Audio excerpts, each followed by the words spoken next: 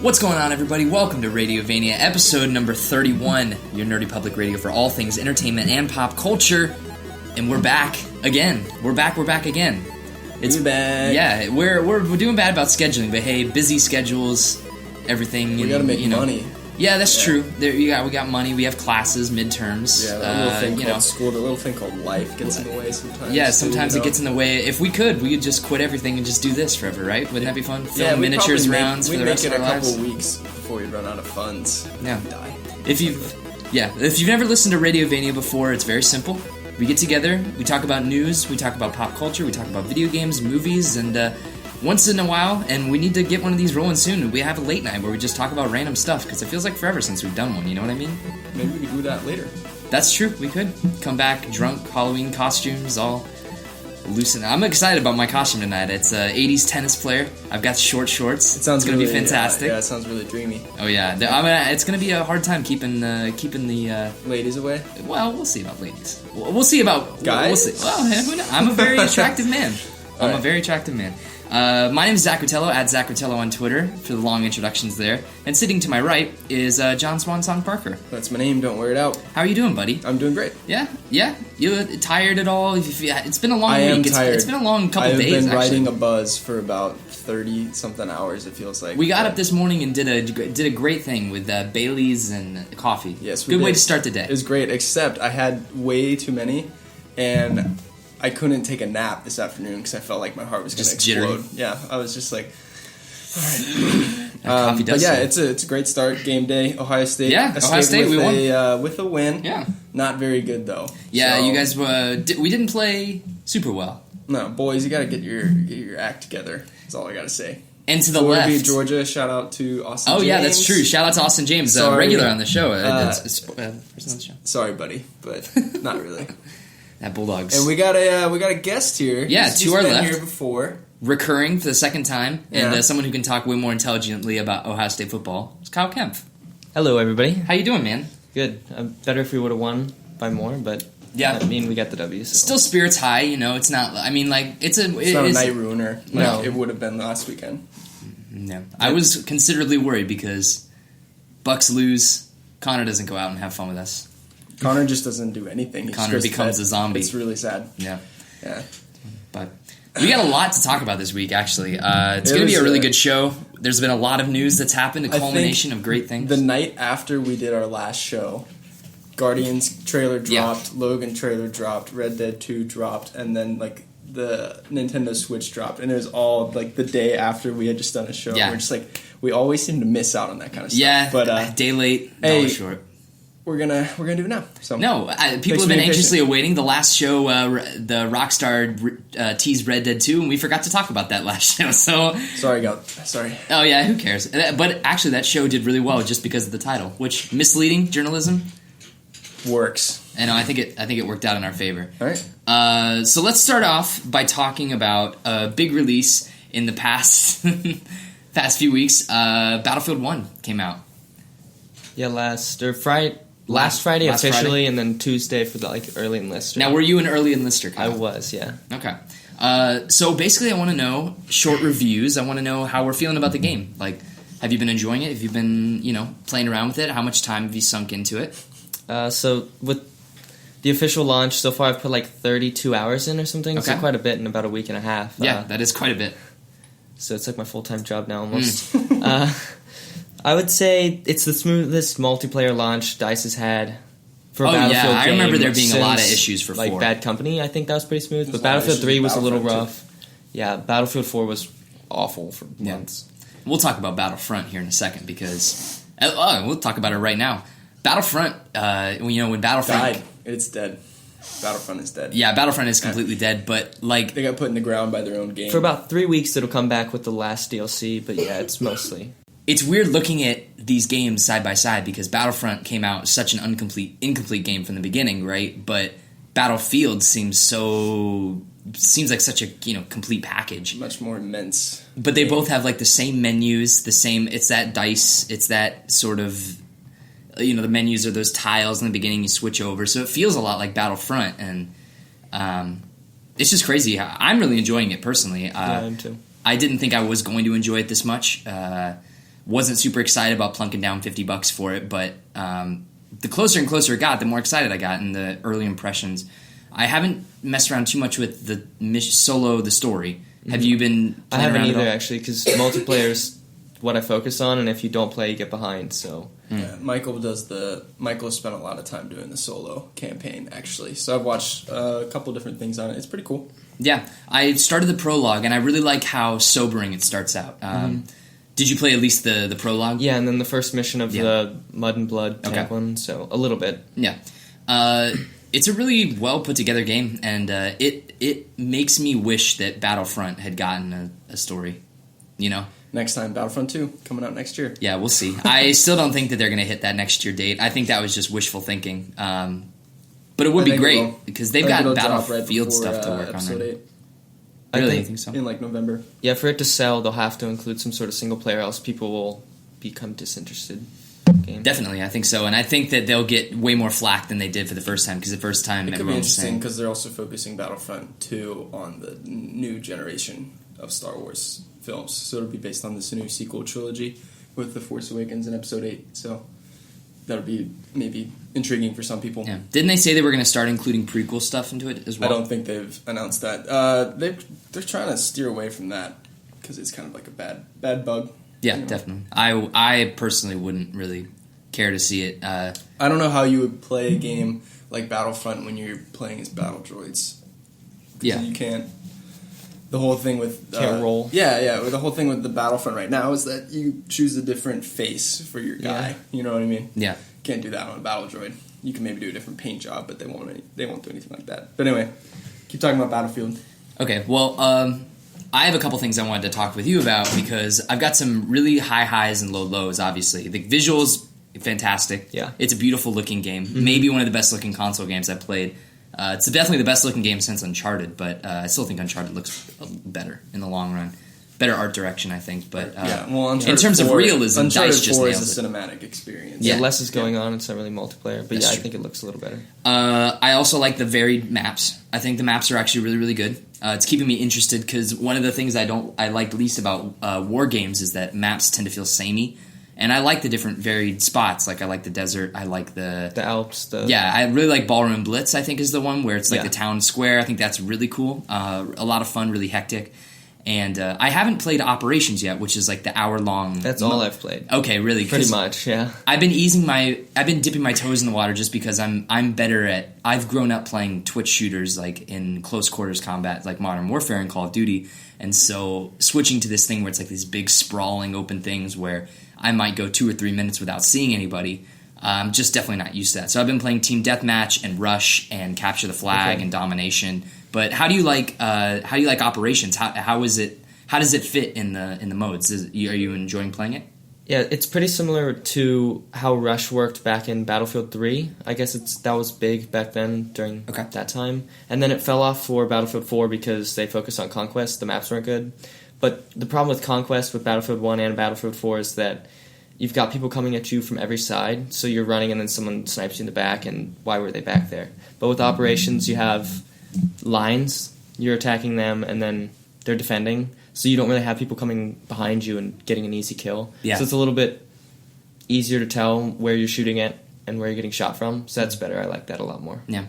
I'm excited to try it out. I do want to, like I was telling Michael, that you, me, John Larson, who also has it, shout out to John Larson, and Michael, have to sit down and like find a time, like, because just with work, it's hectic, school is hectic.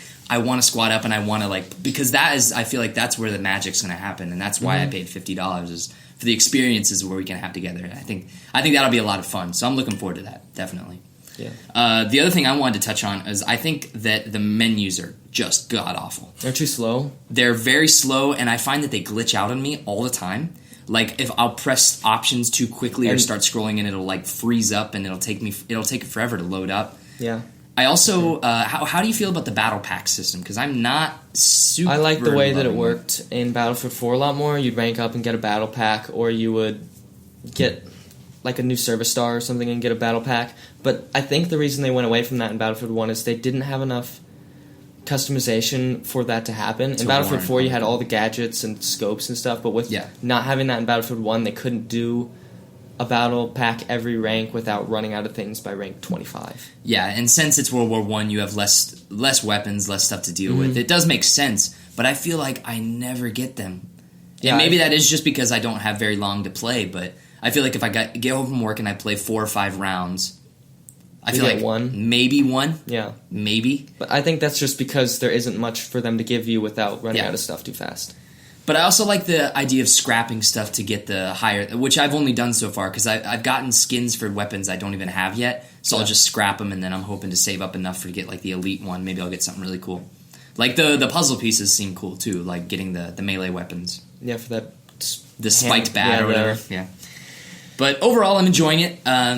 I can't wait to dive more into the story mode because I've heard great things, emotional, like well-told stories about it, and it's been a while since I've connected with the war game just because that's not usually my style, but it's a lot of fun. So kudos to them. I think it's been great so far. Next, did you have anything else you want to touch on Battlefield, or is that pretty much? Do you have anything else you'd like to say about it? What level are you? Yeah, 39. Oh my God! No way! Yeah. So I'm holy shit. Snikes. Oh, gotta keep it clean, but oh my. I'm like level 6! That's unbelievable. And every time I check I check the thing where it's like estimated time till next rank, it's like an hour. How in the world? It gets harder and harder to rank up though, because now at this point, like about every 10 ranks you go up, like to go from 10 to 20, you have to get like 30,000 points, and then from 20 to 30, it's like 40,000. So now it's getting harder and harder. How many games do you think it's going to take for you to get up to like the next rank, like to get to 40? Like how long does it take on it? Because like you could go up a rank in one game at the earlier parts, but now that it's taking so much longer, how many games do you think you have to play through just to get up to one? With an operations game, it's a little bit different than if you just did Conquest or TDM because they're longer. But I'd say if you played an operations round, it takes me probably 2 or 3 to rank up now, and then that'll go up by like 1 game each set of 10 ranks, because that's like an extra 10,000 points. But what was how long is your longest operations match so far? Yeah, about an hour. About an hour? But that's split across different maps, so you could quit between maps, and I'm pretty sure you keep all the points you got on the last map.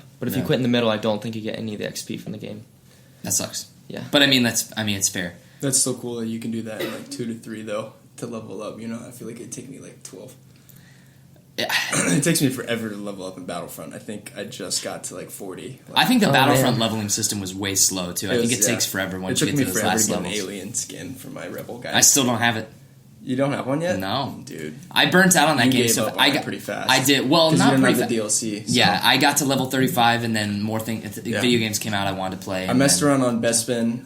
PS Plus ran out a little while ago, so I haven't even dove into Death Star, but I really want to. So I might get that because I'm trying to platinum The Last of Us, and I have to play multiplayer for that. So we'll have to buy PS Plus again soon. So. And for those that are interested in Battlefront, I believe the season pass is reduced in discount right now with the Halloween store sale for PSN. I would just wait for Cyber Monday. Get it then. Yeah, maybe. I'm looking for for Black Friday deals this year, Titanfall 2, because reviews are looking fantastic. Yeah, it's great reviews. And it shocked me because I thought it would be mediocre. I still don't think the game is going to sell very well. And I'm also thinking about getting Tomb Raider because people have been talking about a lot of great things about the definitive. And that's been out for a while, though, right? It was on Xbox One. It had a year-long exclusivity deal. It hasn't come out, though, on PlayStation? Yes, it's out. It's out I now. thought it had. Yeah. And it's really cool. They have a special edition that comes in like a repackaged PS1 disc thing. That's awesome. So it's really cool. Like manuals and everything. I'm a sucker for things like that. Nostalgia is Zach's kryptonite. Oh, definitely. Nostalgia is absolutely my kryptonite. Yeah. The thing I want to touch on really quick is I played the Infinite Warfare beta. I played about 4 or 5 matches of it just to get a feel of it. Did you try it out? I didn't play it, no. You? No. I haven't been interested in a little while. Yeah, it was fun. The map design is great. One of the maps that was available on the beta was a reworking of the airport map from Modern Warfare 2. The one where there's the airplane and the runway here, and then there's the terminal, right? I think it was called Terminal, right? Yeah. Okay. It was a reworking of that, except for it was futuristic. Everything was a little bit more shiny and sleek and a little bit more dystopian. Really cool. Had a lot of fun, like bouncing. Because I remembered I was like, this looks really familiar, and I'm running around, and I'm like, oh my god, it's the same thing. It's a really good map. Yeah, it is a really good map, and it still holds up. Gunplay's still great, lots of fun.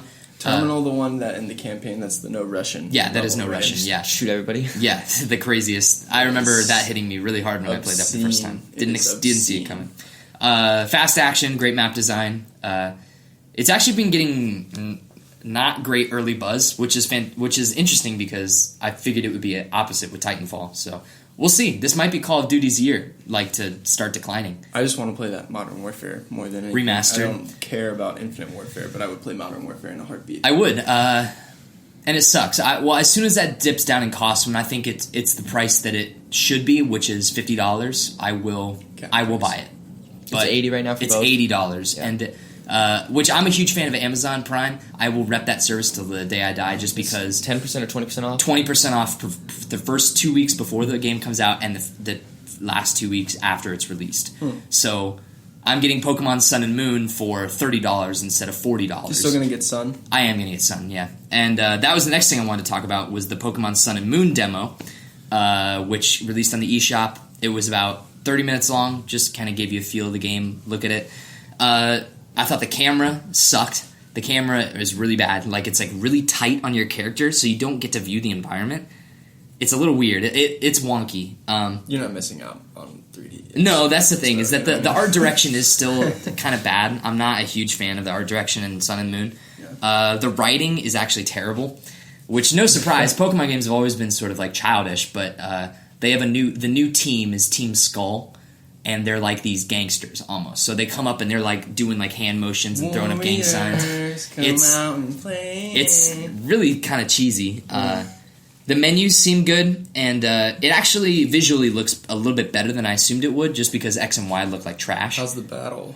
It was fun. Animations. It was fun, yeah. They look great. The Gen 1s look fine. Did you pick Litten? You can't pick a starter in the demo. You get a Greninja. You just have them for the demo. It's just a totally guided thing where it's hey, here's how you move around. Here's the here's the gameplay. There's also a gyroscope thing where it's you have to hunt for Pokemon. It's like Pokemon Snap almost. Yeah.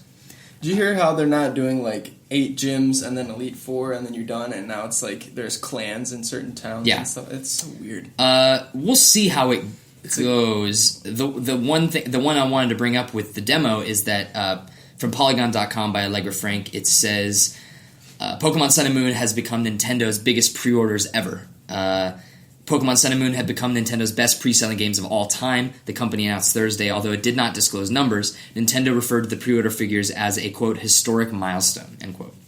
Not only have these games themselves been recorded above average pre-sales, the recent Nintendo eShop demo has also seen record downloads. Nintendo revealed during a presentation for investors that the demo received more than 3.5 million downloads within the first week on the store. That's more than any other Nintendo 3D eShop demo before it. So it's going to be popular, no doubt about it. We'll see if it holds up. I'm excited to see it, play it through. I like the setting. That's a big thing, is Alola. Okay. I think it's cool. Tropical. All right. We'll see. So, John, are you ready to move on to some actual news? Are you ready to start talking? I am. Yeah? Yeah. That was fun. You guys did a great job. Yeah, well, I'm glad. We do. Thank you. I'm going to cheers you with your empty glass. Here we click. Cling. Yeah. So, John, we got some big piece of news. We do. From StarWars.com. Right. Donald Glover cast as young Lando Calrissian in the upcoming Han Solo Star Wars standalone film. Hello, what have we here? Lucasfilm announced today that Donald Glover, an acclaimed actor, award-winning writer, and Grammy-nominated artist, will be playing the part of Lando Calrissian in the still untitled Han Solo Star Wars film, helmed by directors Phil Lord and Chris Miller. Glover will join Alden Ehrenreich, previously cast as Han Solo, in bringing 2 iconic Star Wars characters back to the big screen, but at a time in their lives previously unexplored. This new film depicts Lando in his formative years as a scoundrel on the rise in the galaxy's underworld, years before the events involving Han, Leia, Darth Vader in The Empire Strikes Back, and his rise to rebel hero in Return of the Jedi. Quote, "We're so lucky to have an artist as talented as Donald join us," said Lord and Miller. "These are big shoes to fill and an even bigger cape, and this one fits him perfectly, which will save us money on alterations. Also, we'd like to publicly apologize to Donald for ruining Comic-Con for him forever." End quote. Yeah, so, John, right. how do you feel about this? Yeah, because I think this is great. I think this is a great move. I know a lot of people were throwing out options like Michael B. Jordan, stuff like that. I think and this is nothing against Michael B. Jordan at all, he's a great actor. I think Donald Glover embodies the character better, can embody the character better. And based on his roles in what? Just based on his actual charisma. His as a person, you know. Yeah. Okay. Because I haven't seen Atlanta, I've heard it's great, but I have been hearing great things watching him in like interviews and stuff like that, he seems like he can embody that character really well. Yeah. Hopefully he can play off of Alden Ehrenreich really well as well. Yeah. I'm really excited. I think this is cool because these are two characters that I like. They're in my top 5 favorite Star Wars characters, both Lando and Han. So yeah, Lando is definitely my top 5 favorite Star Wars characters. I want to explore some of this past that they have just kind of like as buddies before, Han's tied down to being stuck in the Skywalker family and stuff like that. So my big question for you is, how much of a role do you think he's going to play in this? Do you think he's going to be in it most of the time, or do you think it is going to be... Okay, so you do think it's going to be segmented. No, so I think they're going to have a secondary character that's going to be like the person that plays off of Han more. I think he'll be in it for a decent chunk of time, but it's not going to be like him and Han traveling the galaxy together. I think they'll run into him for like a 20-minute segment or something. Okay, 20 minutes. Yeah. So it's cool that he's in it. I don't think it's going to... Because then if you're doing that, then it's going to be like a Han and Lando movie, whereas it's just more of Lando featured in a Han movie. Yeah. You know what I'm saying? I don't think they've started principal photography on this yet. My thoughts on this are as such. I think that they didn't know that they were going to cast Donald Glover, which is obvious from the fact that they revealed it so late. I think they were throwing around other names. And I think when they were throwing around these other names, the part was going to be way smaller. I think now that they know that they have a significant size... No one knows who Ehrenreich is except for me because I watched Hail Caesar. But Donald Glover is a household name amongst young people today. Like, everybody knows Childish Gambino. Yeah. Like, so I think that they wait... Like that. Yeah. I thought they waited a good bit of time to... Now they have... Everyone knows that it's going to be Childish as Lando. I think they're writing him in as more of a major character. So I think that... And I'm fine with that, but we'll see what happens. My reservation, and my only reservation, I think Donald Glover is a great-looking guy, great charismatic person. My problem is that what Star Wars has been succeeding with lately is putting faces to characters that I don't know. And Lando is such a household name for me. And Donald Glover is so Childish Gambino. I think it's going to be hard for me to separate him from Donald Glover. Yeah. I think it's going to be hard for me to suspend my disbelief and just truly think that this character is Lando. I think I'm going to be picturing Childish Gambino. All right. Which isn't necessarily a bad thing. It's the same thing that happened with that WikiLeaks movie about where Benedict Cumberbatch played Julian Assange. It's just the whole time I was picturing Sherlock. So yeah. It has its pros and cons, but I'm excited for the movie regardless. Definitely, I think the best thing about it Lord is and Chris Miller, exactly. They're great. Yeah, they can fantastic. write some really good dialogue, so I'm curious to see where they take it with two characters that can have humorous moments. What I'm curious to see, though, just to tack on it, is because you're talking about maybe having Lando as more of a featured character. Well, what are we going to get with Chewbacca? Do you even think Chewie will be in the movie? Definitely. You have to show how he gets his life debt. That's what I'm saying, too, but wouldn't you think that Chewie would be featured more than Lando then in that situation? You need someone who can speak dialogue. Is it going to be like Guardians of the Galaxy and we're going to have like a pack of people? I think you need someone that can speak dialogue to Han. I think that it's fine that Chewie can be there. A female lead to do that part instead of Lando. Interesting. That's because they're killing it on female leads right now. They are, but they are. That's true. I think it's not a bad idea for them to focus on a male character in one of their movies. No. So we'll see though. Yeah, I also think they're going to pick. This movie was the biggest question mark Definitely. Because it's a well-known character, and going backwards in time has not always worked for them. If you count the prequels, so we'll see what they do with this. But yeah, this is exciting. Do you have anything you want to throw in on that one? No, you like Star Wars? Well I do. Enough. Yeah. Well, initially though, you were, I thought, a little nervous about this movie. So what are you feeling about it now? I'm more excited for it, but like he said, they haven't started principal photography. I do trust Phil Lord and Chris Miller more. I think right now the idea of it is shaping up to be a little bit better. It is. I think the first trailer will tell all, because about the tone and stuff. Because it's a Han Solo movie, they're going to call it Han Solo something. If Alden Ehrenreich isn't Han Solo, we're going to know quick. And the problem is that Han Solo is kind of a jerk, so it's hard to... Han Solo is Harrison Ford. That's the problem. That too. Is that, like, that character is Harrison. It's the same reason why you can't reboot Indiana Jones, because Harrison Ford is Indiana Jones. Yeah. You know, that's my biggest worry, is that these characters are not going to be these characters. They're going to be Childish Gambino and Alden Ehrenreich. They're not going to be Han Solo and Lando. And I was, like we talked about, I was worried about this movie. This is still the biggest question mark, though, for their slotted films. Like, just because they announced this doesn't mean it's going to be a slam dunk. It helps, though, I think. I think having another more familiar character will be cool. Someone that people are excited to see more of him, because you barely got enough of him in the original trilogy anyway. And I don't think he's going to resurface in the sequel trilogy with Billy D. Williams. I just don't think they're going to bring him into the fold, unfortunately. You don't think Billy D's coming back? I don't think Lando's going to be in this. I think he'll absolutely be in Episode 8. I don't know. Absolutely. I think he'll absolutely be in Episode 8. We'll see. I don't think so. I think it's going to be very brief, but he will be in that movie. Just works every time. Just like a little quick cameo. It's going to be something like, Leia's going to be like, I need to call in an old favor. And he's just going to show up and be like... Yeah. I think if they're going to do it... He's going to be like, how you doing, princess? If they were going to do like a memorial service for, spoiler alert, Han Solo, that would be when he'd show up.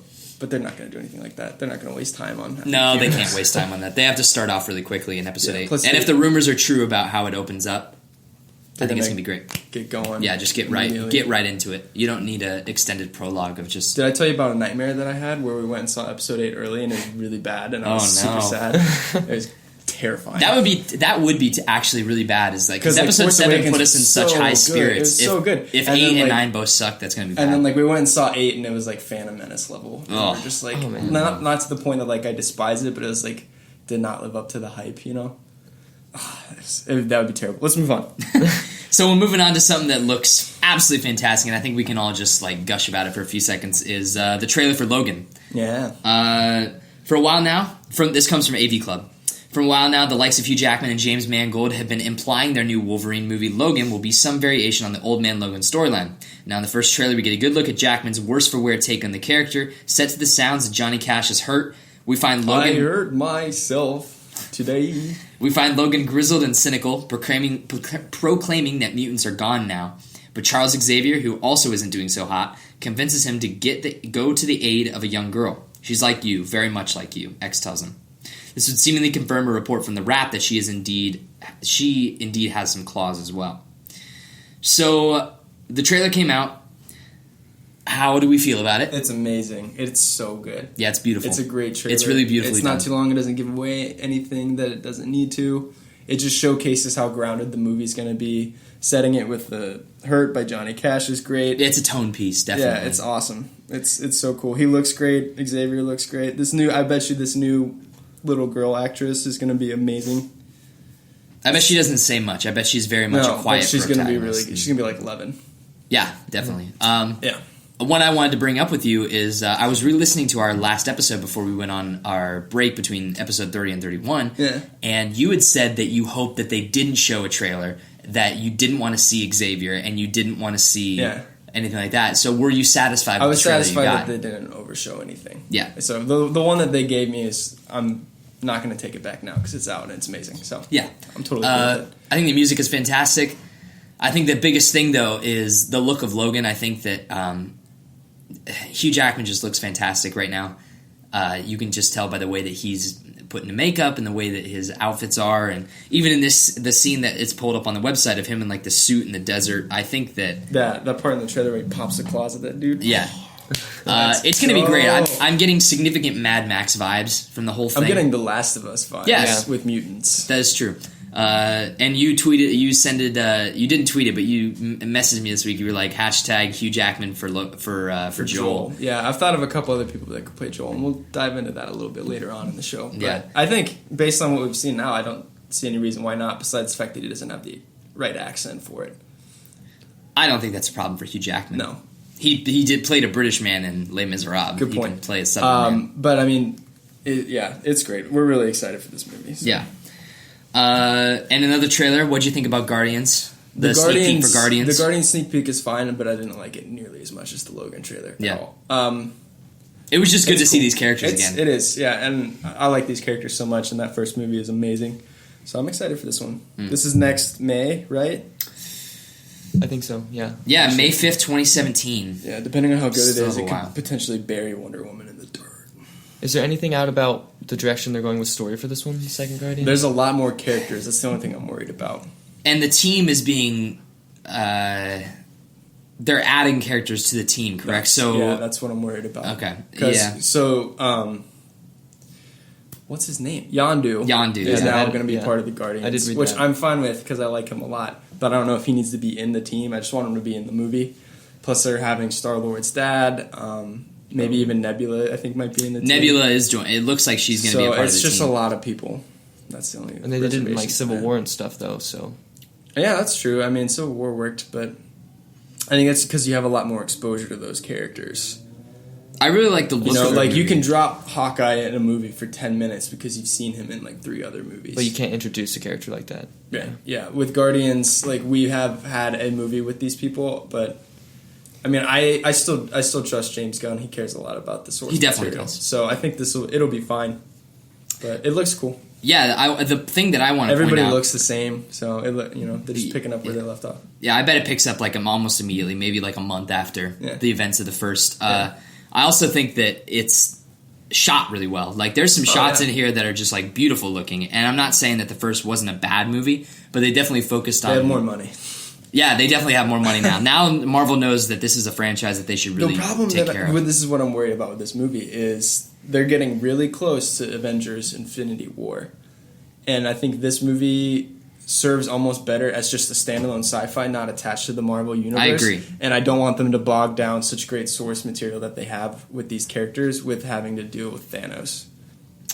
I don't think they're going to necessarily... Honestly, I don't really even care about Thanos anymore. No, they're going to have to do something really monumental to make me care about Thanos, other than the fact that Josh Brolin because they haven't that revealed voice. who the villain is for this movie, and I'm worried that it's going to be a lot of Thanos that we have to deal with. So, well, there's that shot of those people with like lined faces or anything like that. That could just be, I don't know, Reavers from Firefly. Yeah, I don't know, probably not, but I'm still excited. I think Guardians is the best Marvel franchise right now, no doubt about it. Oh yeah, definitely. And rivaled by Captain America.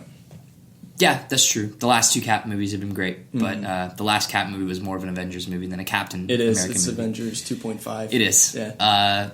And Avengers 2 kind of sucks. I think even Civil War was a better Iron Man movie than it was Captain America movie. I'm excited. Next week, Doctor Strange comes out. Yeah. I want to go see it, and I want to come back, and I want to talk about how the Marvel Universe is shaping up, because it's been a long time since Doctor Strange is going to be wonky. I'm excited about it. There's been some... I think it'll be good, but it's going to be weird. It's been getting mixed to positive. It's going to be Wachowski brother-esque, I think. I think that's fine. I think the Marvel Universe needs to take risks, but... Yeah, because they didn't in Civil War. No, Thanks not for at all. making me lose that drink bet, guys. Ha ha ha. Drink bet time. All right, quick story before we get into the video game stuff that I know we're all excited to talk about. There's a Willy Wonka reboot in development at Warner Brothers, and I just want to say, no! Right after Gene Wilder died, too, like, this is just... It's tasteless. It's so spitting tasteless. on his grave. Come on. Warner Brothers has acquired the rights to Willy Wonka from the Roald Dahl estate and is teaming up with Harry Potter producer David Heyman on a new movie based on the colorful chocolate purveyor, The Rap Has Learned.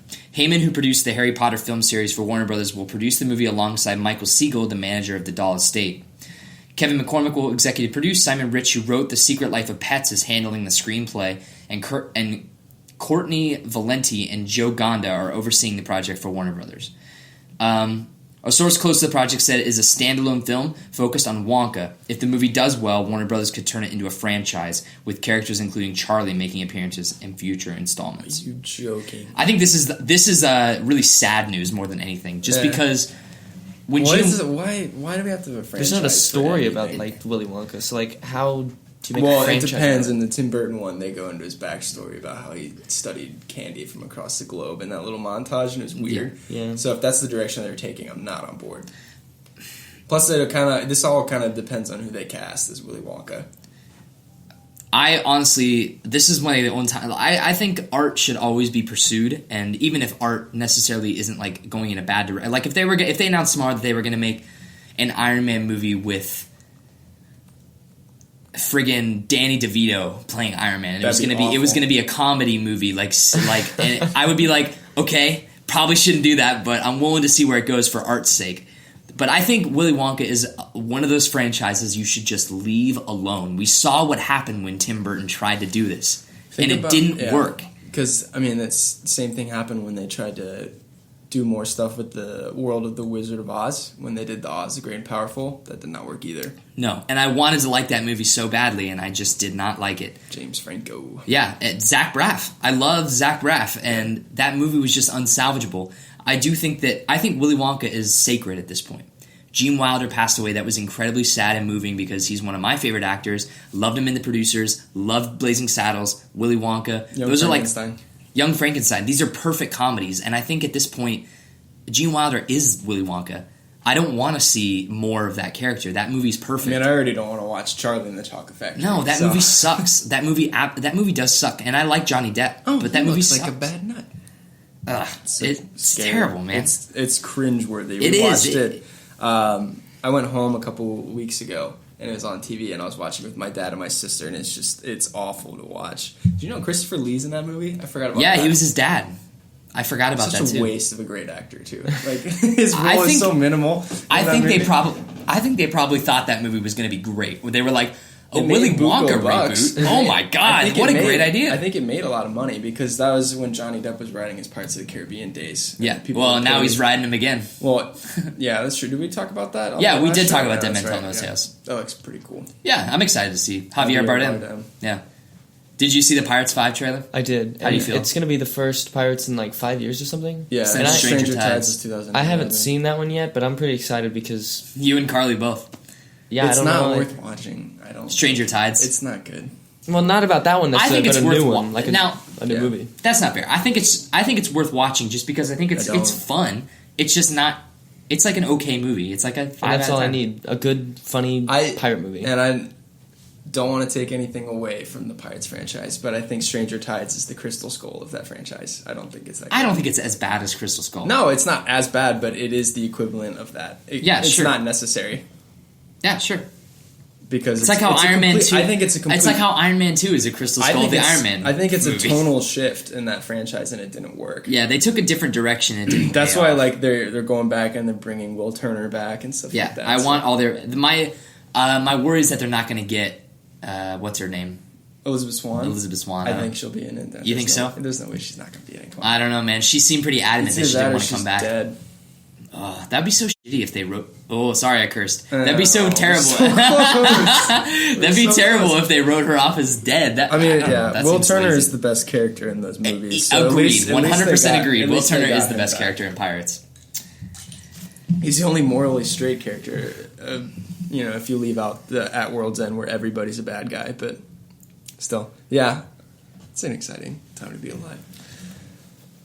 Speaking of exciting times to be alive, here we go. Let's crack my knuckles because we're about to get into the biggest topic I think of the entire year. Whether you're a video game fan, a movie fan, or whatever, this is big news. This is bigger than the election. No. Yeah.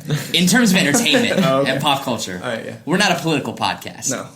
We could do that. We could try. It would just be me ranting for about an hour and a half. Drunk. I'd probably play like a. Tell me more, Zach. Every time Zach says like bigotry or racist, I take a drink or something like that. Oh gosh, I would get bombed. It'd be funny. Anyway, let's talk about Nintendo. From Eurogamer.net, the Nintendo Switch. After years of speculation and a missed E3 showing the Nintendo Switch, formerly known by its codename the Nintendo NX, has been unveiled to the world.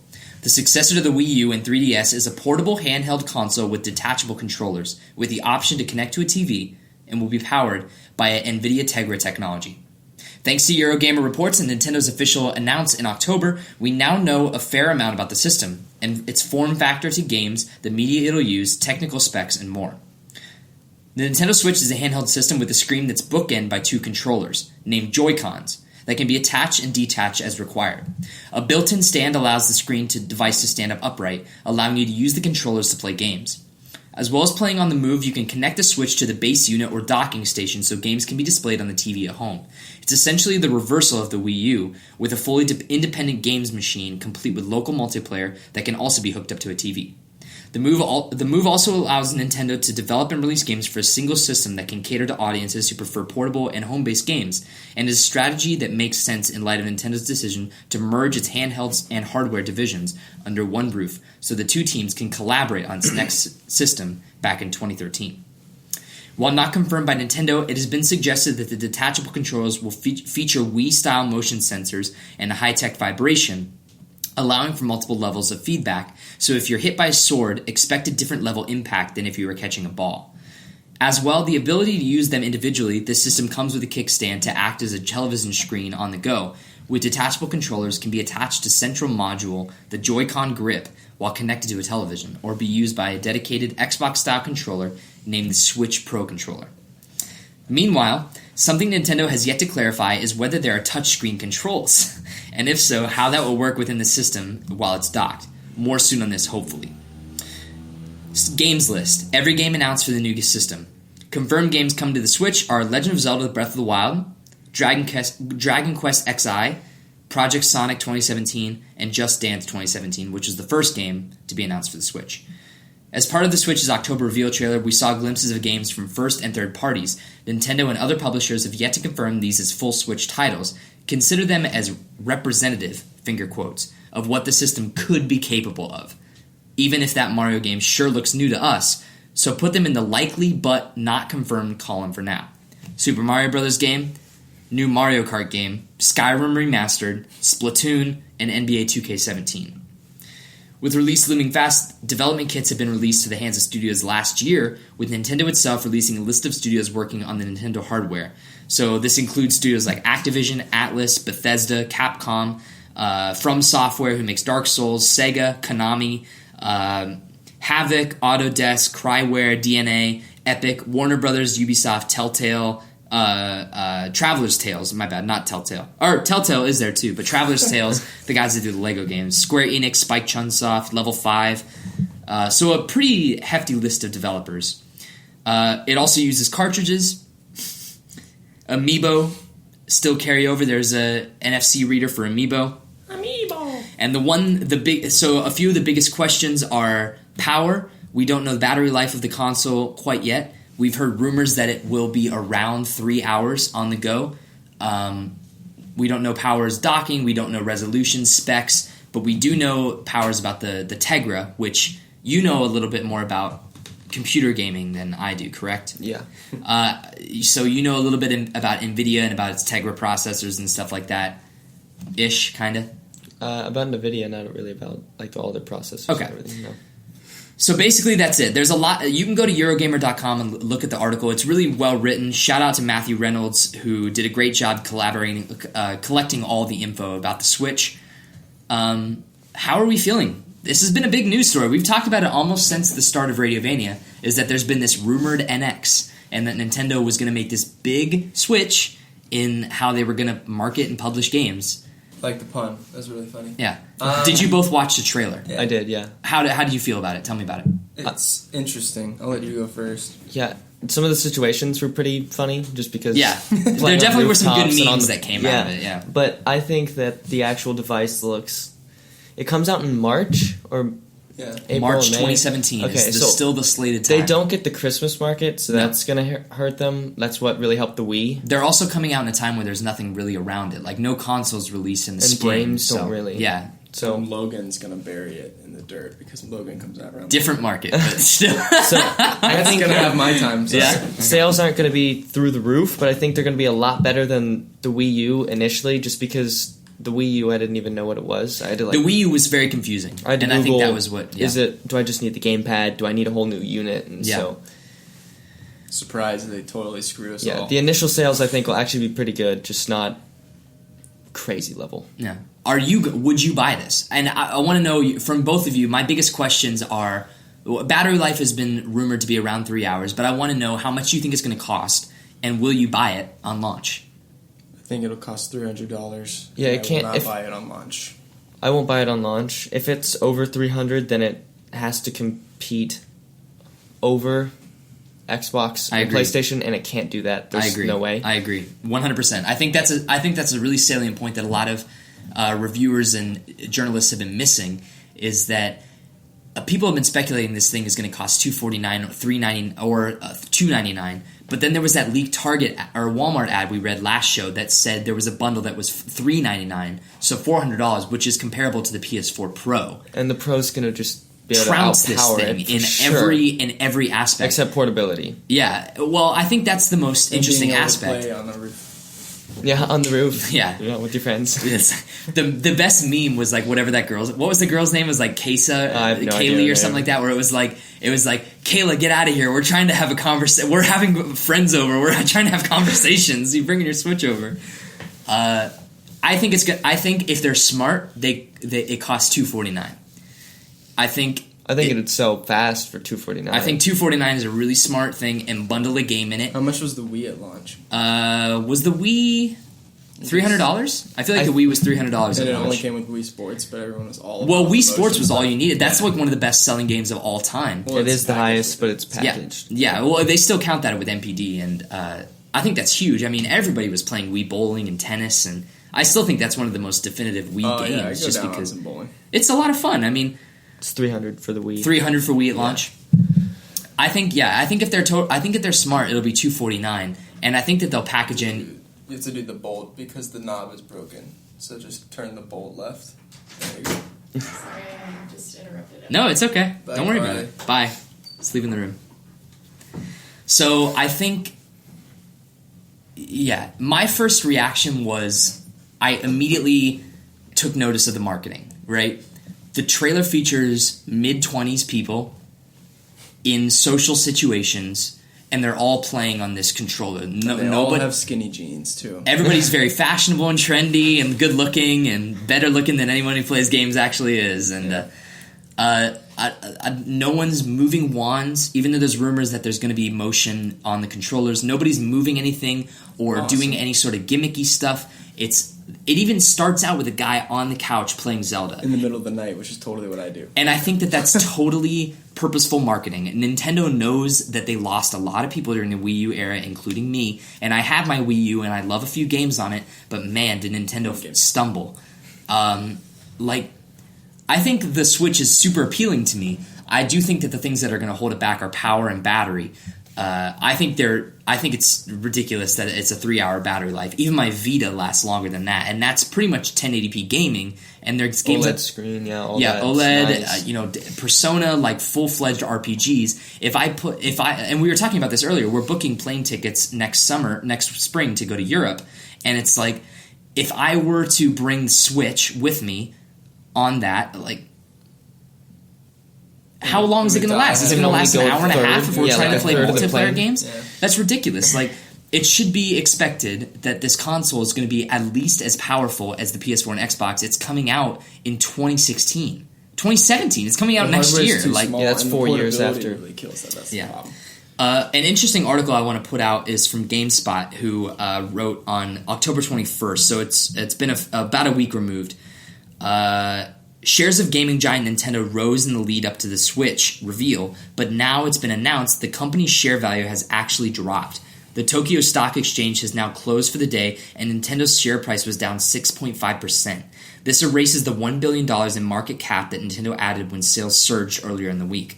The drop in share value could be attributed to a number of things, but an analyst says that he's skeptical about the Nintendo Switch and its ability to reach a wide audience. Here's the quote.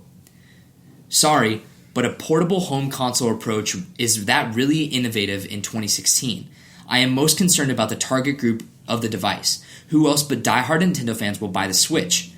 This analyst told GI.biz. Quote, the Switch lacks a killer feature, and I think it will be very difficult for Nintendo to win back the casual gamers that are mostly on mobile now. In Japan, for example, the mobile gaming sector is already 2 to 3 times bigger than consoles. Even the PS4 struggles over here. It's going to be a huge challenge to try and reverse that trend. End quote. So everybody was thinking for a long time that once Nintendo announced this thing, people would start getting back on board. And it turns out that fans, the reaction was positive. People that were Nintendo fans were like, this looks great. This looks actually like what we actually wanted. They're marketing to me. PTSD from the Wii U. Yeah. This is opposite of that. So. But investors are saying no, this is not going to be successful. So honestly, you think that it's not going to be a successful device? Not to a casual gamer. No, definitely not. I mean, why would Kyle get that when he could play games on something that runs a lot better on a PS4 and a PC even? Yeah. You know, is being able to take it on the road for 3 hours that much more worth switching to a new console? No, and to play a new Mario game Mario's the same. I think that putting their 3DS teams and the base model, like Wii and Wii U teams together, is what's going to sell it. Just because I think it's smart, yeah. they'll double the games coming out for it. And if they don't do that, then you're just going to have the same, only Mario Kart, and Smash Bros. Yeah. And that's not enough to sell a whole system. No, not at all. And I think the third-party thing is really important, too. When they posted that picture of all the developers, like From Software, Sega, Telltale, Traveler's Tales. Plus, you're not even making Zelda exclusive to the system, so you're not even making people buy the new system. But who is going to buy Zelda on the Wii U? Like, why would you... People that don't want to spend $300 on a system that potentially, when it comes out, might not be that great. That's true, but I just can't... If the Wii U is so underpowered, it's less powerful than the 360 and the PS3. If the Switch comes out and it's terrible, I'm not going to buy the Switch to play Breath of the Wild. I'll just suffer through playing it on the Wii U. I don't know, man. I don't think I can do that. Like, because think about this. Come December or January, plays fine on it, right? It does, but obvious. I think it's clear as the day is long that Breath of the Wild has been designed for the NX. Like, it doesn't use motion controls. It like the only thing that remotely is that magnet thing, but that is you can use with the sticks. Mm-hmm. I think that come January or December, when they start to reveal more about these games and they say, like, this is Breath of the Wild running on the Wii U, this is Breath of the Wild running on the NX. I think it's going to be the Switch. I think it's going to be a total paradigm shift. Yeah, I know. Well, this is one of the things I'm going to totally refer to this thing as the NX for like forever. Why would you even just do it? Why would you do that? That's the other thing is, like, how do we feel about the name? What do you think about the name? I think it's boring. Yeah, it's samey. Like, I think NX sounds way cooler. NX does sound cool, and I think and now you want to know the terrible thing is that it's not NX, it's the NS. Isn't that annoying? Yeah. It's not the Nintendo X, it's the Nintendo Switch. Ugh. Oh, well. What do you think about the name? Do you care? Yeah, it's too common, I guess, that like Wii stood out. Yeah, SEO, like search engine rankings, like NX. People didn't know what the Wii was, so they searched the Wii. I guess now, do you think people will still search NX and the Switch is going to pop up? I mean, that makes sense. Yeah, right? it will pop up just because everyone will put it in their titles. But I'm going to totally refer to it as the NX forever, man. I mean, that was such a huge rumor forever, like months, years, that we were hearing about this new console that Nintendo was working on. They should just release GameCube HD. That was another thing, is that there was a story from Let's Play Video Games, and I don't have the author's name, but she was talking about how there could be like custom controllers that the Joy-Cons, so you could get a GameCube controllers that snap on. That'd be cool. That would be cool. It's going to look like a Frankenstein sort of thing. They're going to be purple. Yeah. Kill me. Yeah. You actually have like a whole new controller when you put it in at your house, right? Yeah. Yeah, well... It's like an Xbox So style. what it comes with is it comes with that little thing that you can connect both of the Joy-Cons to. Yeah. And it's like a little thing, like yay big. It looks like a GameCube It'll be controller. like the classic You snap it like a patty and a hamburger for the... And then, or you could just buy console. the one that's like Xbox size. Oh, it doesn't come with I don't both think it of them? comes with it. I bet They haven't announced anything about packaging. There's no way. They then have you to can't play in your package it with house. Joy-Cons. You literally cannot No, play yeah, in your they house. have to then. play in with your Joy-Cons. house on that thing. But you so don't you think have the separate controller. The holder for like the home console doesn't come with it then? No, Wait, hold on. But then why wouldn't you have We're a talking controller about to play different on things. it? I'm What are talking you talking about about? the Xbox looking controller. The Pro controller. But you need no, that. that's not going to be packaged with That's it. what I'm saying. But you need that to play at your house, don't you? No, you get that can- little thing that you attach. Who wants to sit on their couch and play with that though? I But thought that that's was what it just comes for with. the No, that's what it comes with. No, that's definitely way. how it's going to be. Hold on. That's what it comes The Pro with. controller. Nintendo. This is Nintendo. The Pro controller is the one with the offset sticks that looks like a 360 controller. Yeah. That's going to totally be sold. $6.99. At least in my opinion, that's going to be sold Or separately for $60. What it does come with is there's the gray brick where it has the Nintendo Switch logo, and then the two Joy-Con controllers snap onto Yeah. it, and it's like a GameCube controller. So you have to use But those it's two kinda little small. ones on your couch. Yes, small. but it comes with like an adapter, which you don't necessarily have to use on the go. But yeah, I think that's how it's going to be packaged. What do you mean, like the adapter snaps Hold the two on, together? I'm going to look it up so you can get. Because I know the two separate controllers, the actual screen, and then The home dock. the home dock, and then the Xbox style controller with like the offset Pro, or analogs. But what's besides that? That's it. I'm pulling it up right Like, now. what's this? Hold on. Images is not... Google Images is letting me down. So this is the Pro Controller, that's right? That's going to be separate. Yeah, that's totally going to be have to sold pay for separate. that That's not going to come in the box. This is what's going to be... That middle gray piece is what Okay. those two Joy-Cons snap onto. And those are Okay, if GameCube it comes with controller that, that's a handles. little bit better because I thought you had to play with just these two No, it's just, separate, like, separately. tiny little No, sticks. that would be I was gonna say, terrible. who Oh would my God. ever want to It's sit like there and the do NES. that? That'd be a joke. Okay, then that's better though. That's But, better. like, yeah, so the Joy-Cons separately... Play like that. Yeah, that would be obnoxious as hell. I mean, on the go it's fine, but I don't want to sit on my couch. Yeah, and do that. so you see how, like, they snap in and off of the thing. And it actually looks a lot more sleek where you're looking at the picture right here. Like, this picture, I think it looks, like, really bulky and ugly. But this is, like, that's, like, really thin and sleek, actually. Kind it fits in your hand real easy. Yeah. Yeah, I'm really interested to see how this thing plays. For me, my answer is yes, I'm buying this on launch day. I've loved Nintendo since I was a little kid. Sonic was the first video game I ever played, but it was Nintendo that made me stick around. You know, Mario, freaking Zelda, all these like classic Metroid, these classic franchises that have stuck me around. And so I think the Nintendo Switch is totally appealing, but I do not think it's going to sell well. I think that depending on price point, I think Nintendo's actually going to really eat it. I don't think that they can charge this thing at a profit. I think they have to charge it at a loss to get people excited about the hardware. I don't think there's any way that they can charge And more make it and back. try to And make then a make it profit. back on Yeah, I think they games, have to yeah. make it back on Smash. software. And they have the bank to do that, so they need to do that. Nintendo has a lot of money in cash, but they can't keep making mistakes. We can't have another Wii U or else they're done. And a lot of people have been saying, like, how cool would it be if they went into software and just published their games on PS4 and Xbox? Yeah, That I would be that on unbelievable. PlayStation I would like that. absolutely a trophy support on Zelda. Oh my god. I would lose my mind if I could try to like platinum Ocarina of Time. That'd be amazing. That would be really cool. But I would do that. for the time being, this is the Nintendo that we're dealing with, and I think that their marketing is really smart. They're obviously trying to market to the younger person. They're not trying to market to kids and old people, which is what the Wii absolutely was. Your grandmother can play bowling. Your Grandmother your can little- make a me and stuff Yeah. like that. Now it's like, get out of the way, old people. We're gonna go play outside. So do you buy it on launch if it's $400?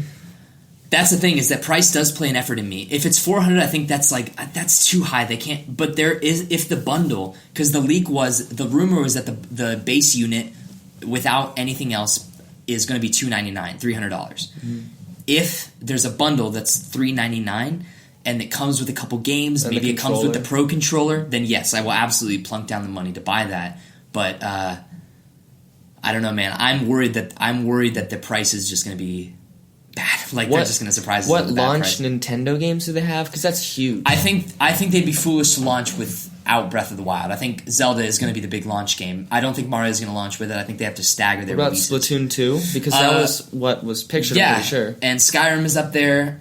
I think HD remasters are smart. Like, nobody played a bunch of Wii U games because nobody bought the console. Like, Yeah. package some HD remasters, and I'm totally fine But with I don't rebuying think people Mario Kart. buying... Or anyone who's looking into getting Skyrim's not going to buy the Switch for it. So I don't think... No way. That may lead some people who want Nintendo to buy it because they can play Skyrim, but if they want to play Skyrim, they're not buying the I think Switch. it's more of a statement than anything. It's them saying, like, hey, look, guys, we can run actual games. Like, Splatoon had troubles running. Like, it had frame rate issues or whatever. But it's like, look, Skyrim, which is a huge open world and HD graphics and textures and all this stuff and, like, a full voice cast and, you know, this can run on the Switch. I think that was them saying, like, who knows? Maybe CD Projekt Red's next game will come to the Switch. And I can't imagine. No. Can you imagine being able to play The Witcher No on the way. go? That'd be amazing. Well, the next one, though, is the that'd be amazing. Cyberpunk game. That'd be fantastic. How do you... That game, there's no way it runs on anything Nintendo. The Skyrim remastered chip is going to be really funny because it's going to... On a little cartridge. You know what I Yeah. mean? Yeah. Oh, and I 100 brought this gigs. up with John. Do you think that 3DS cartridges work in it? No, Have they I said think anything about size. I think They're the that same? I think it would be really smart of them to do backwards compatibility. Oh, it would be. But I don't think that they're going to do it. I think that if anything, they might have a trade-in system where it's like, hey, Splatoon HD is coming out. If you go to GameStop or on one of our retailers and trade in your copy of Splatoon for the Wii U, you can get the HD remaster for $20 less. But I don't think that they're going to design this thing with backwards compatibility. I think they're trying. I Do you think think they're going to have... what's it called? The e-games. eShop. That's Yeah. another big question that I want to Like, touch with you on. Can you transfer your Wii U purchases where you bought Super Mario World 3? Yeah, that's the thing. Can you play that on the Nintendo Switch without having to buy it for $10 again? My answer is twofold. The hopeful side of me says, yes, they have reworked their UI, and now there's the My.Nintendo, right? My Nintendo, which is the new account that I signed up with when I did Miitomo and Pokemon Go and all this stuff where it's like you start registering these coins for game deals and stuff like that. I want to say that My Nintendo is the new PSN. It's the new PlayStation Plus. But the doubtful side of me says, no. Like, the doubtful side of me says that they're just going to make you rebuy Mario Brothers and Mario Kart and 64 and all these games that I paid. I don't even know if you will be able to play those on there. I think that the eShop is definitely living on, but I just think that they're going to start fresh. I think they're saying, this is our new console. We're sorry that you have to rebuy these games, but if you really want it, you're going to pay $4 for 64. Like, that's just how you're going to... They should be cheaper then. They should be way cheaper. They should be 99 cents. I mean, Mario should be 99 cents. The 3D World. It should be free. I think every console that they put out should have Mario World on it, just cuz. How about this? Another podcast I was listening to brought up the point of how would you feel about paying a subscription like PSN, PS Plus, and all the eShop games are free to play as long as you pay a subscription. Like the EA access? I would absolutely do that. I would pay $9 a month for that. Yeah, I'd totally pay $60 a year to go on and play all my, like, all the SNES, NES, like, virtual console games on the thing. I think that'd be fantastic. I want to be able to download it, though, so I can take it on the road. I think they'll absolutely have an option for that. But, again, that goes back to having a Nintendo account. Yeah. There's a lot of... Basically what we're saying is there's a lot of questions. Yeah. And I'm really interested to see how they're going to deal with this going forward because it's just so fascinating, you know? Yeah. But, alright. Yeah, I like your Switch sound effect. Let's finish this thing out strong. We only have a few more news stories to get through and we'll blow through them. Red Dead Redemption 2. It's official. Yeah. How do you feel about it? They were teasing about it. Red Dead Redemption 2 will include a new online multiplayer experience. Trailer for the game went live on October 20th. Releases in fall of 2017 on PS4 and Xbox One. Epic tale of life in America's unforgiving heartland. The game's vast and atmospheric world will provide the foundation for a brand new online multiplayer experience. How do you feel about it? Insane. I know that you love Red Dead. Yeah, I think it's crazy that I thought they would do something at E3 around that time, but it's crazy that they just tweeted out a red logo. And then I was super excited exploded. The entire day as all I could think about. Like, oh my gosh, what's it going to look like? I was a little disappointed with the trailer. I thought it was really short.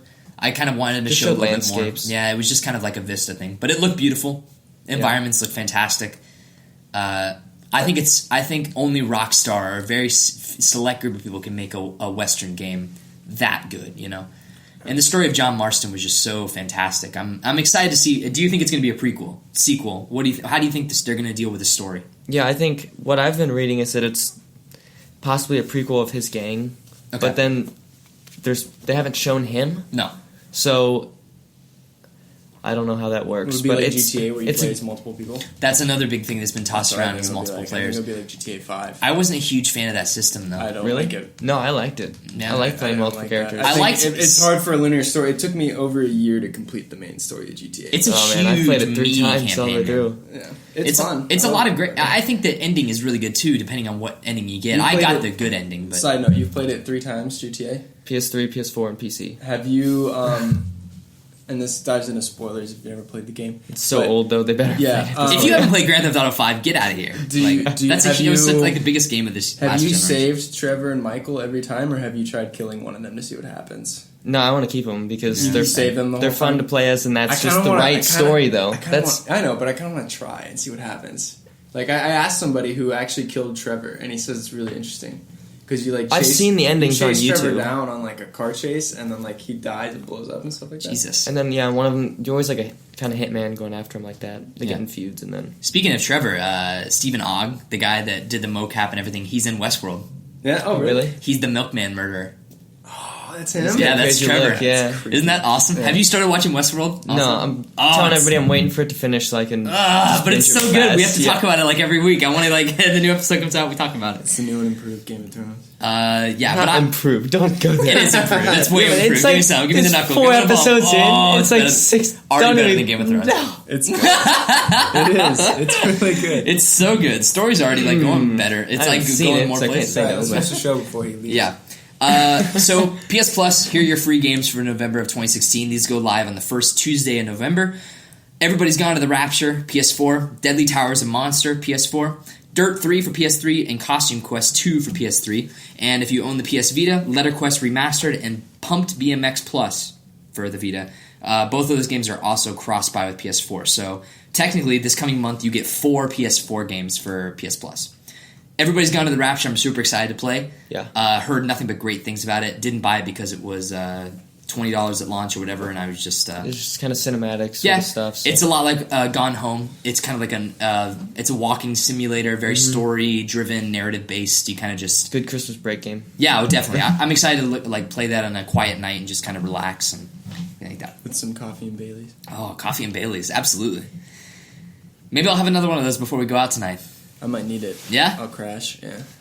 All right, here's another one, Kyle. I want to get your opinions on this. You ready? Okay. Ready your brain. Here we go. Give me your brain ready? Yeah. You got it? Yep. From Polygon.com, No Man's Sky Studio cites hack after tweet that says game was a mistake. Hello Games' Sean Murray says his studio's Twitter and email account have been hacked after the studio account tweeted this morning that the space exploration game No Man's Sky was a, quote, mistake. End quote. The tweet was later deleted and the studio's account set to private, with emails purporting to be from the studio founder Murray claim responsibility for the message. The Twitter account is now back online and in control. Quote, the tweet is from me, but somebody else from the team took it down. Quote, an email to Polygon from Murray's account reads, quote, we have not been coping well. End quote.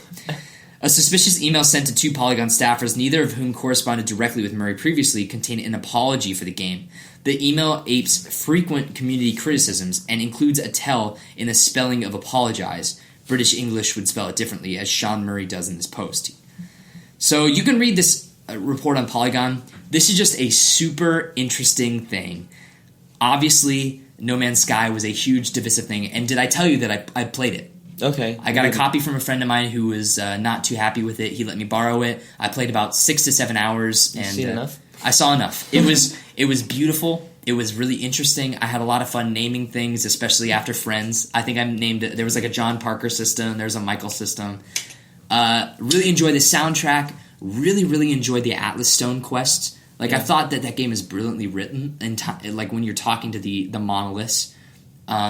I wanted it to be so much more than it was, though. And I wanted your character to have a fleshed out story, but it's just... a good middle of the universe ending, too. Yeah. Just go back to the end. Exactly. But that game was a... not a mistake, but definitely, like... it was a trial. And it's obviously been affecting Hello Games, which deepest sympathies to that developer team. I mean, no one wants to, like, crap on any developer. They work a lot of hard hours to give us these games that we enjoy and get to play in our free times, and I totally respect that as a fan of the industry, but this is just super interesting. What do you think about this whole I think Twitter that mess?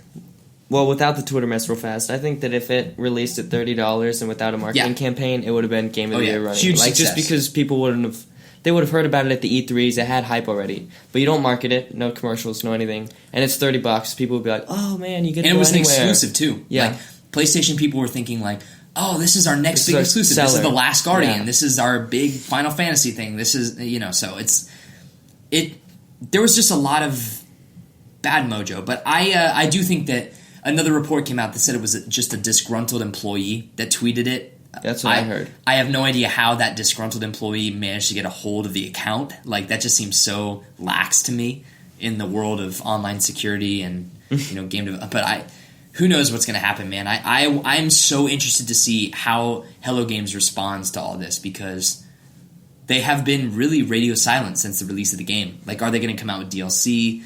Is it going to be... No, I think the game's done, and I'd be surprised if the studio stays around. They've got to dissolve and go other places. It's just a shame, man, because they had such a great idea, and I like Sean Murray. I think he's a good guy. Like, from what I've seen of him on Twitter and the things that he puts out, he's a good person. Like, it just sucks that this had to happen to their team. Like, I wanted to like No Man's Sky. I saw it for what it was, but it just could have been so much more, He's got heart and soul. He just doesn't know how to say, nah, we won't be able to do that. Yeah. I think he was just so excited about their product, and who wouldn't be? Like, when you're developing a game it was, like, hands down the most unique idea in video games maybe ever. It just wasn't executed properly. Yeah. Okay, 3 more news stories. Well, technically only 2. Kingdom Hearts HD 1.5 and 2.5 cover coming to PlayStation 4. Shout out to John Parker there. Yay! Yeah. I cannot wait. That's to do basically that. all. It's in March, right? March 9th in Japan, Heck 28th in yeah. North America, and 31st in And Europe. that's all the games, though. That's like everything. So I'll except probably for- get it just so that I can play 3. It just doesn't have 2.8. the Dream Drop Distance, which is going to be on the 2.8. Yeah. For PS4. So you're going to rebuy these. I will. Yeah. Yeah. So I can play them on the PS4. Yep. Cool. Should I buy them? I can loan it to you after I'm done playing too. Okay. What if we split it? That's fine. Well, that's a deal. It's a deal. I've always wanted to play Kingdom Hearts. I've had friends in the past that are They're just great. super into They're it. fun. Yeah, I've heard nothing but great things. Also, I'm in Final Fantasy mood. I have my copy of 15 pre-ordered. Oh, really? Yeah, I'm excited to play it just Thinking about because if it's bad, if it's good, the gameplay that I've seen so far looks fantastic. Like, aside from the voice acting, which is atrocious. Well, it's never good. It's ridiculous. Square Enix does not know. how to No. do voice acting. It's fine. So we'll see. Unless Troy Baker's going to be him. Oh, Troy Baker. He's Sora now. Yeah. Well, right now there's Doofy, let's go. Right now, there's this SAG-AFTRA, which I don't have in the news, but the video game voice actors strike is actually going on right now. So, Bummer. and Troy Baker is part of that, along with Nolan North. So, The 2 biggest. yeah. Oh my So we'll gosh. see. That's every It's character the- just got shut down. It's the apocalypse. I know, seriously. We'll see how that affects. That means they're not working on The Last of Us 2? No! From the Hollywood Reporter, Sean Levy to direct the Uncharted video game adaptation. Levy becomes the latest helmer on the long gestating project that has seen Seth Gordon, David O. Russell, and Neil Berger warm up the director's chair. Basically, this is the only news, is that they have another director that's attached to Uncharted. We'll see if it actually happens. Also, Oscar Isaac, Poe Dameron himself has been tapped as being the lead, as playing Nathan Drake. So how do we feel about that, John? I like it. I think he embodies Nathan Drake really well. It doesn't look like Nathan Drake. No, at all. not at all. Nathan Who'd you say Fillion it was? looks like Nathan Drake, but Oscar Isaac, the guy that plays Poe Dameron in Episode 7. the X-Wing pilot. Yeah, I know who it is. Oh, okay. I just... Can't picture him. No, I can. I just don't know how well he's going to do. I think he's got acting, like humor I just- chops, but The face isn't going to work. it's definitely going to be a reach. It's not going to be Nolan North, but Who do you think they could have got? but that's the thing is that Nathan I don't Fillion know. would've been Like, perfect. Like, but he's too 5 years old. ago. He's too 5 old. years ago, Yeah, it would've been 5 years. perfect. If like 10 years ago, maybe he's like in his 50s, dude. So And Nathan Drake is easily in his like late 30s, at least for most of the games. yeah, I don't know. I think it would have been. I think it's hard to cast Nathan Drake. I think you just need to find someone with a lot of charisma, because the movies are going to have to stand separate. You can't find these characters that look exactly like the cast. do you think it's gonna be a new story? I think they're going to retell Drake's fortune. They're gonna do the first one. Yeah, 100%. It's kind of a bummer. Why? I think that's great. I already know what happens though. Yeah, but that's the movie. Like, you gotta. Assassin's Creed's not gonna be the first Assassin's Creed game. It's gonna be different. Isn't it the Spanish Inquisition? Nothing. But that's not... I don't think That's what not- they're That's not doing the in the first movie game. is any of the Well, games. also so. keep in mind that Assassin's Creed is pretty much. It might suck. The whole... and for Assassin's Creed, you have almost infinite timelines. Like, you can go to any point in history. I want to see these characters in more stories, so why not explore that in a movie? Because mainstream audiences that go to see movies on Christmas Day with their won't families don't know who Nathan Drake is. So you're saying you It's 'cause gotta they're start dumb. from Yeah, the beginning. and I think I think bogus. Go play these games. They're Drake's fun. fortune is a great intro into that character. It is, though. it is. You have the submarine scene. You get the introduction of Elena. You have Sully. Like, I'm getting really nostalgic. me too. Like, I think that would be great to see on the films if done properly. And like, I don't know Sean Levy like from anything Never that he's heard of done him. personally, but I think that Uncharted could be a great film franchise. So for sure. Who would you cast as Sully? I really don't know. Yeah. I don't know. But the last news story is that, according to a source at Sony from Let'sPlayVideoGames.com, story DLC for Uncharted 4 will be revealed at PlayStation Experience this December. Sources say that it's the biggest story DLC Naughty Dog has ever done. Details are revealed very soon. It's a standalone. You don't have to have the base game.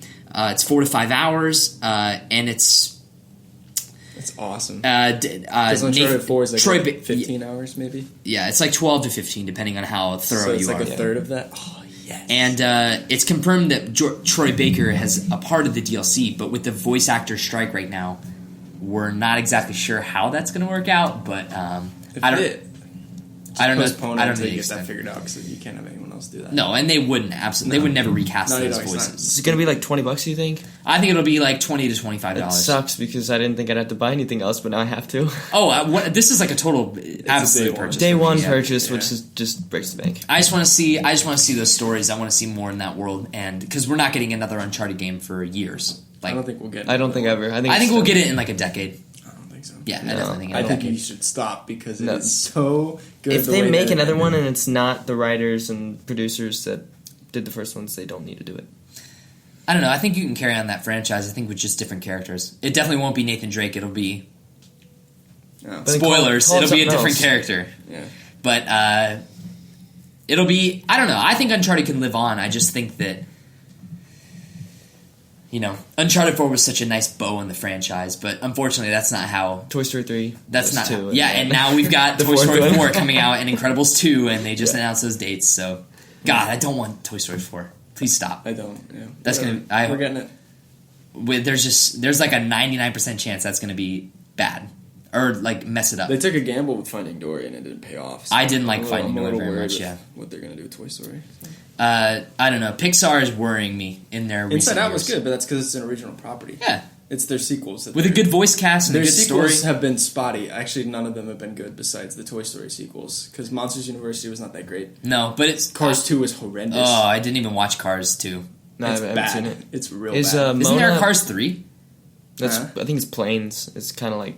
Oh, that's right. And There there's was too. Planes. There's Planes I forgot 2, about though. that. There's a Planes 2. That's a Pixar movie? hilarious. I think it's like a side project for them because Even it was the- direct It's to a full I DVD. mean, movie. even The Good Dinosaur wasn't that good.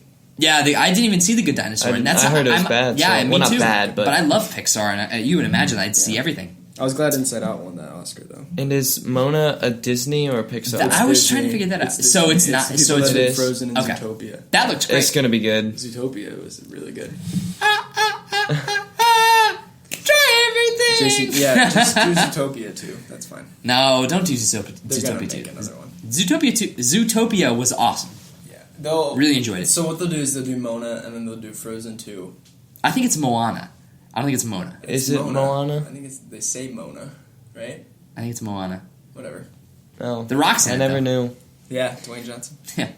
This guy, Okay. he has a huge Disney contract. He's going to be in the Jungle Cruise live action movie and stuff too. The Jungle Cruise? Yeah, What? yeah. What is that? You never been on the Jungle Cruise? You haven't No. been to Disneyland?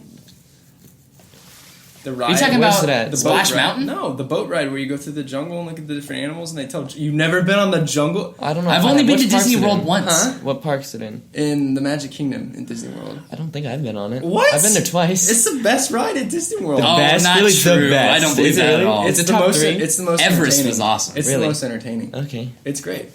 I don't think I've All right, we're been taking there. a trip. We're gonna do Radio Yeah? Vignette from Disney World. Oh, and that would we're be gonna cool. go- This is Radio Live from the farm! Dude, the Jungle Cruise is hilarious. It's great. He'll be perfect for that. Side note, though, I would love to go to Disney World with you and just go to Epcot and just walk around. You know what I mean? Yeah, go to all the different countries. Yeah. And go to Mission to Mars, Space Mountains. Mission Space. Mission Come on, Space. get the names right. Sorry, I'm not a Disney. Yeah, Season. you know too much. Well, John's our resident Disney expert here. Oh yeah, absolutely. Okay. That was the end of the news. That All was right. all the news for October. It's October 29th. Almost out of the month. Almost out of this month. All right, let's go to that cave real quick. So, speaking of Uncharted getting a director for its movie, let's Yeah. talk about video game movies. Okay. Dream video game movie. If video game movies actually worked, which as of right now they do, They do not. but if they actually worked and they were to be good, what video game property would you want them to touch on to make a movie out of? Well, while I think about it, I do want to say that the Assassin's Creed movie is looking better the more they release trailers. Yeah, Music no. still sucks, but Well, it's that 'cause music Fassbender- won't be in the movie, No. though. Fassbender's going to carry that movie. It'll be good enough. just and 'cause Jeremy he's- Irons and Marion Cotillard, like that's a stacked cast. I think that unless they had some contract with that We are studio, assassins.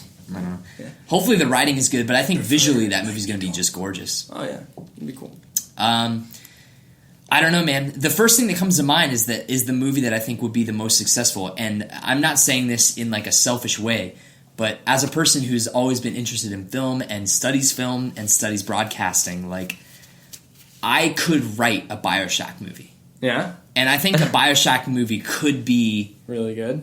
really, really good, but they have so many so many reasons to mess that up. Like, you have to have a high budget. And there was that rumor forever ago. CGI. Yeah, there was a rumor forever ago that Gore Verbinski was going to be working on it, and the guys that did Pirates. Yeah. That eventually got scrapped because they said the project was going to be too expensive. I think Gore Verbinski only did the first 3 Pirates, too. So Yeah. Well, another reason why Stranger Tides is not that good. Yeah, that's true. But BioShock has all the elements in place for a great movie. You have to flesh out the main character a little bit more because you have to make him a little bit likable to audiences. But, Jack. Would you get Matthew Fox to play? Yeah. Well, no, I would not get Matthew Fox to play Jack. Rapture. If anybody, and you want to be totally honest with me, Ryan Gosling could play Jack. That'd be cool. Because you need someone who's like relatable and likable. Because when the like no and then spoilers, you just get Emma Stone to play Tannenbaum. Yeah. Oh no, no. I need someone a little bit older. But they're a package deal, man. They come together. Who played? It's like Bradley Cooper and Jennifer Lawrence. Oh no. Who played? Marion Cotillard. Who played Mary Poppins? Who played Mary Poppins? Julie Andrews. Yeah, Julie Andrews is as Tannenbaum. She's a little old, don't you think? Tannenbaum is old in BioShock. Oh, really? I would imagine her as being like her 40s or 50s. Julie Andrews is not in my 40s. You could use makeup. You could use 70s, makeup.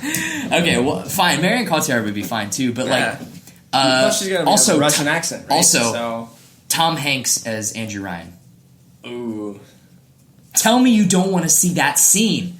And no spoilers for people that are playing the collection, but that scene. Too nice. I think Tom Hanks has too much of a nice persona. I don't think that would work. But that Andrew Ryan. When I see him, I just want to give him a hug. Like, we can't do that. I don't know, but man, imagine him like playing that sort of like that daunting character right after you, like, because that whole movie builds up to that reveal, and once that happens, it's a roller coaster to the end. And I know that the video game is like, some people, like, you thought it was a little bit rushed. I do think that the end cinematics are rushed, but man, I think that's such a rich world. That's such a rich world. Like, Rapture is a beautiful place, and I would love to see it explored. You could explore that through film really well. And I think you could follow it by setting it up with that movie that's based off of the first game, and then you could possibly dive into new properties with Infinite. Yeah, I think Infinite's a better game than BioShock, but I think that Infinite's story is basically a movie. You're just playing the main character. Which is why I'm excited for you to play Infinite, because I like, after further examination, like we talked about in episode 30, I think Infinite holds up more than BioShock 1. And I would probably call it my favorite game of all time. Wow. Which is crazy. Changing the top 10, we're going to have to go back. I know, seriously, we have to go back. What about you? Yeah, Kyle. Yeah, so if I had a movie made, like, for me that was a video game movie, it would probably be one of my favorite games. So a lot of those are first-person shooters or older games that have been done, Uncharted, action, everyone's done that. So I think a really cool movie would be a Borderlands. Oh, if you could wow, get the that would be humor great. for it, the art style. That would be great. I think it would be like a Guardians of the Galaxy, a team going through space Mad with... Max. Would you have the cast, so like would Claptrap be in it? And you would have all 4 of the main characters, like Borderlands 2 style, where they're like a squad. They don't go out and do missions together just because, I mean, unless you're playing co-op, but I think doing that would be really cool. I think it's a great idea. The characters are cool. Yeah. The humor. You've got enough story there. Did you play Telltale's Tales from the Borderlands? I have not. I've heard nothing but great things. I've heard it's like really well written, really good comedy. I'm still working my way through the Batman. I've only played the first episode of the Batman Telltale games, but I really enjoyed the first episode. I'm looking forward to getting back to it. I kind of want to play it with Carly whenever we get a second to do it, but just busy schedules and everything like that. Yeah. But it was a great game. That first episode was cool, even though. And I side with Carly on this.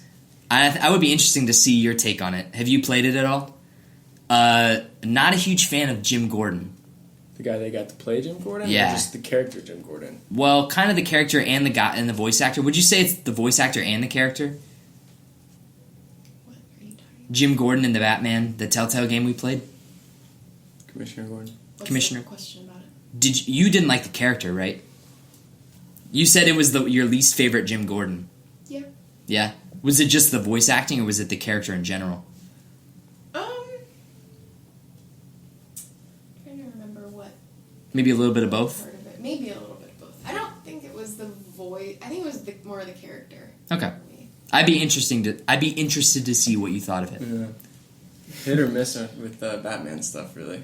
You know, like, if it's not good, I'm not going to like it. I've been hearing great things about episode 2 and 3, though. Cool. Like, I've heard great things about I need to check it out. Yeah, There's a lot of things I need to do. seriously. Okay, so Borderlands, that's a good pick. And for you, Jay? End it strong. Obviously, The Last of Us. Yeah. But I think you could also make a really, really fun Grand Theft Auto movie. That's really easy. Though. Wow. Yeah, that's true. That would be a good pick. It'd be Do you think? super Would easy you? to do I think that, it would be yeah. easier to do 4 than it would be to do 4, 5. Yeah, that's what I would do. With Nico. Yeah. I'm gonna go bowling. Yeah. Hey, cousin. But with The Last of Us, I think that'd be really cool. The problem with The Last of Us is that it's such a cinematic experience already. You I know. It would be That's the hard to same thing. translate it. That's the problem I have with Uncharted too. Yeah. But a couple people to throw around. If they made this movie a while ago, I think Ellen Page would be great as Ellie because Too she old. already looks like her. Too old. That's why I say like a while this ago. point, Yeah, a while ago. I actually think Josh Holloway would be pretty good as Joel. If he gets his act together Yeah. and acts more serious, I think he already sounds kind of like Joel too. If you watch Sawyer in The Last. The thing is that what have we seen him do since Lost? Like, I want to know what He's he's just been on TV. Yeah. That's the problem.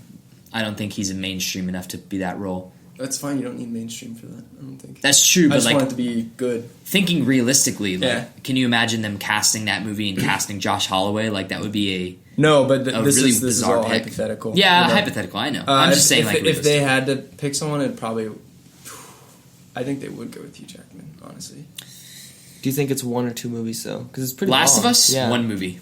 You think they can fit everything in? Yeah, I mean, 1 you're movie. playing a lot of it, but it's still got a lot of scenes and characters coming in and out. And I say if they're gonna do it, this is me being hopeful, right? But if they ever did a Last of Us movie, which I think that it's totally plausible, if Uncharted does well, if Assassin's Creed does well or whatever, but like I think Assassin's Creed honestly is like a telling thing where it's like I think a lot of these companies are waiting to see if the most Assassin's Creed sells billions of copies every year. Like it's been like 9 games or yeah, something. if that movie does poorly, I think a lot of video game movie creators are going to be, well, let's stay away from this alley of work.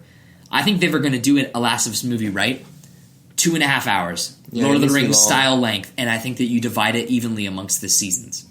you don't think it'd be cool to have 4 movies and they're just called summer? Oh, that would be Fall, winter, so spring. cool. That'd be terrible because Wow. then you I have think these. that's 2 movies would be the most you could do. I think though, just because. Where would you do the break though? What do you mean? If you were going to do 2 movies, where would the break be? Would it be winter? I don't think fall is a good enough place to end on it. I think you Winter. would end. I think if you did 2 movies, you end in summer and then you do the other 3 seasons in the second movie. Are you serious? Summer's long enough. It's half the game. Yeah, but you're not playing the game when you're watching the movie. You have to think about character stuff. There's In enough this- characters in the summer season that you have Bill, Tess, and you have the black guys, Sam and Yeah, The they're running out brothers, pretty yeah. fast. That's So, a great. You know what I part mean? of the game, too. There's a lot more characters in that season because like once you get to fall, all you have is Tommy, and then in the winter you have David, and in the spring you don't have anybody until you get to the Fireflies. So Yeah, Fireflies. Well, that should be a movie for sure. it should be a movie, but I four just movies would be dick. it would be, but I almost like, and this is what I'm saying is that with Westworld and Mr. Robot and Stranger Things, which are 3 of my favorite things that happened in 2016, because Mr. Robot I think is one of my favorite shows of all time. Stranger Things is also my favorite shows of all time. Westworld is fantastic, and it's only getting better as it gets on. Yeah. TV is better than movies right now. Honestly, I'm connecting more with TV series than I am with movies. So what if you did The Last of Us on HBO HBO presents four The Last of episodes? Us. I No. would die. Oh, it'd be They'd it'd be release it, I would amazing. die. I'd be like, It would be yeah, this is too amazing. much. Like Sherlock episodes, style, an hour but- each? Yeah, Sherlock style. So an hour and a half long episodes, and each were the season.